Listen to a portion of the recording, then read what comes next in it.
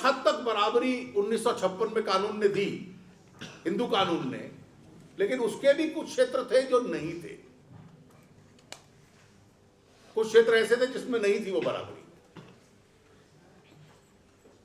आपने अभी मीनाक्षी ने ईसाइयों के कानून की बात की। ईसाई धर्म का जो कानून था उसमें विवाह की कल्पना थी, डाइवोर्स की नहीं थी, और कुछ समाजों में तो बिल्कुल नहीं थी। हमारे यहां कुछ हद तक दी थी, लेकिन इतनी कठिन की हुई थी कि वो असंभव थी। और जब दी तो इस प्रकार से दी कि उसमें पुरुष के अधिकार बहुत अधिक है और महिला के अधिकार बहुत कम थे। तो एक बार जब नेहरू जी प्रधानमंत्री थे तो संसद ने एक सिलेक्ट कमेटी बनाई कि इसको बदला जाए, बराबरी लाई जाए। उस वक्त personal law reform Hindu law में हुआ था, तो उस वक्त सरकार को उत्साह था कि ये भी हम बदल देंगे, लेकिन चर्च की तरफ से बहुत बड़ा विरोध था और उसको छोड़ना पड़ा। मुझे याद है जब मैं कानून मंत्री बना तो मेरे मन में आया कि इसको बराबर की जाए, लेकिन मुझे बहुत खुशी हुई कि 40-45 सालों में एकदम स्थिति बदल गई थी। आरंभिक प्रतिक्रिया बहुत विरोध की थी, लेकिन इस बार जब हमने चर्च से बात की तो उसने पूर्ण रूप से इसका स्वागत करना शुरू कर दिया कि इसको बदलिए। और इसलिए सन 2001-2 में क्रिश्चियन लॉ में जो बराबरी नहीं थी उसको एकदम बदलकर हम लोग सामान्य कानून की तरह कर पाए। तो एक 40 वर्ष के बाद समाज में सोच में चिंतन हुआ। कई ऐसे कानून हिंदू कानून में भी थे। अब जैसा आपने कहा कि व्यक्तिगत संबंधों का विषय होता है, अब हमारा एक कानून है जो पूरे समाज की महिलाओं के लिए है कि 500 रुपए खर्चा मिलता था।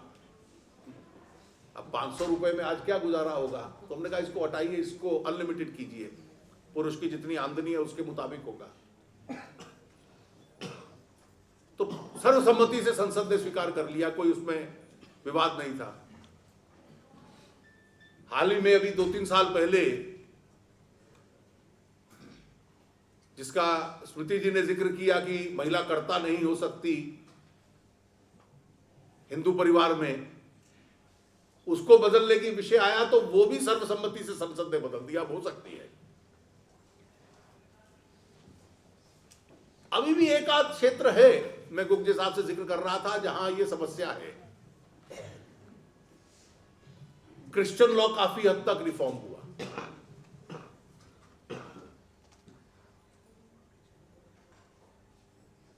नजमा जी ने बताया कि मुस्लिम लॉ में महिला को संपत्ति का भी कुछ अधिकार था। आपने कहा कि वो खुला का उसको का अधिकार था तलाक का। समस्या वहां एक दूसरी है, वास्तविकता में बहुत कम होती है,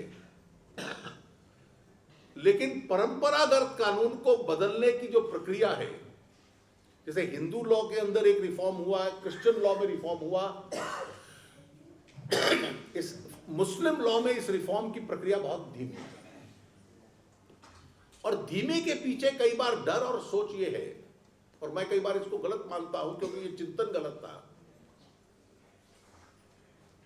कि अगर यूनिफॉर्म सिविल कोड बनता है तो क्या मेजॉरिटी कम्युनिटी के जो प्रैक्टिसेस और विश्वास है, जो उनकी परंपराएं हैं, क्या वो हम पे थोप दी जाएगी। मैं हमेशा ये मानता रहा हूं कि यूनिफॉर्म सिविल कोड की जो कल्पना है, उसका जो धार्मिक परंपराएं हैं और रिलीजियस प्रैक्टिसेस हैं, उससे कोई संबंध नहीं है।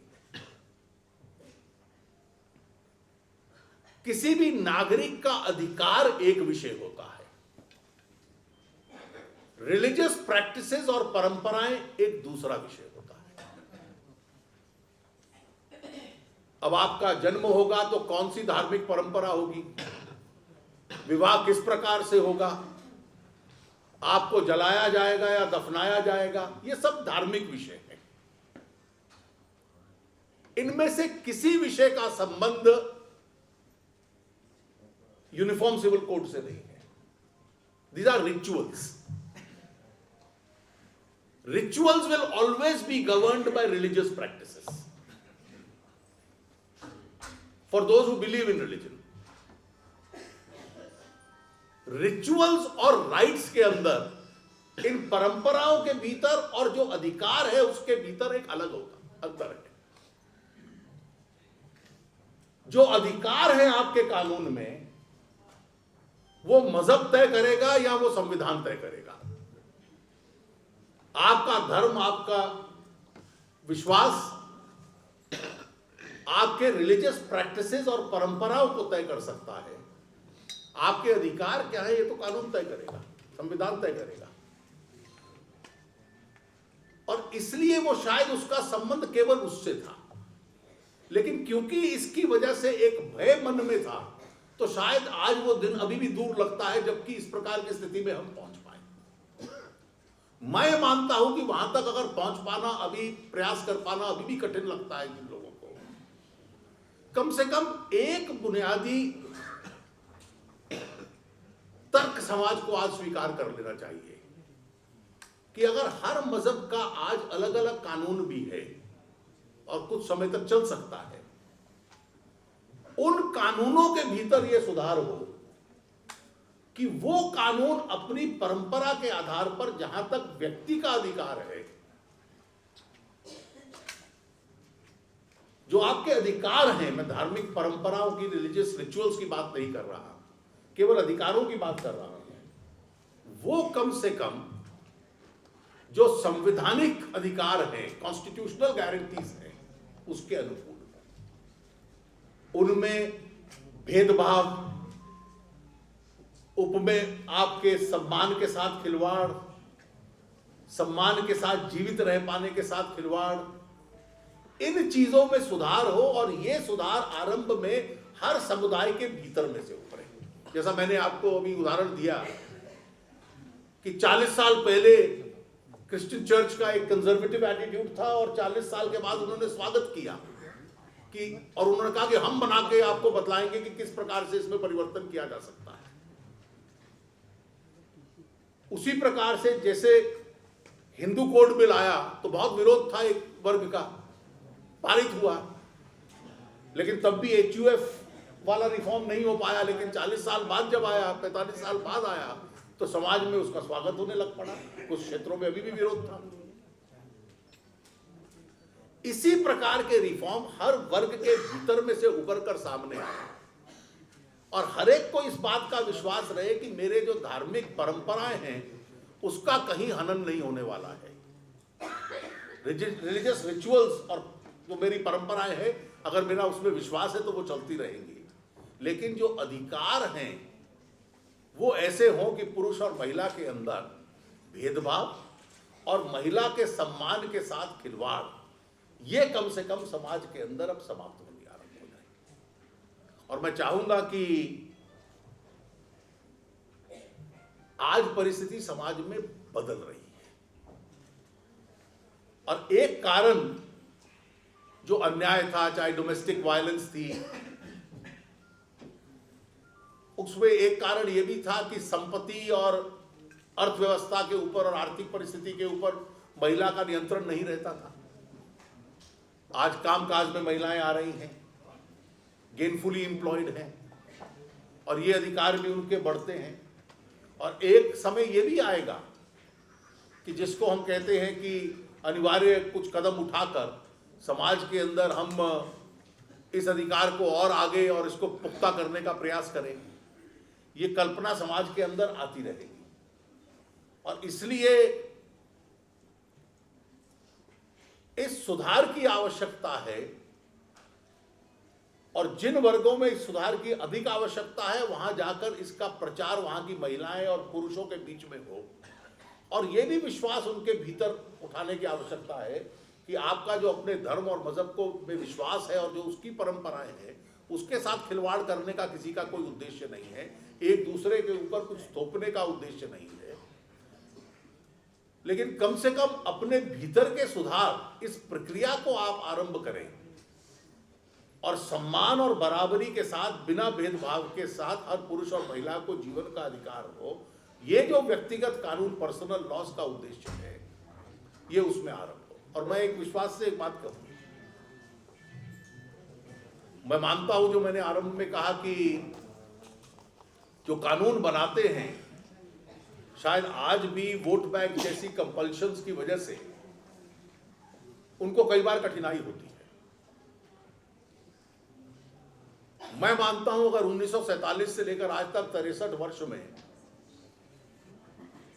पहले संविधान सभा थी और बाद में संसद थी, मैं अगर आकलन लगाऊं कि जो कानून हमने बनाए,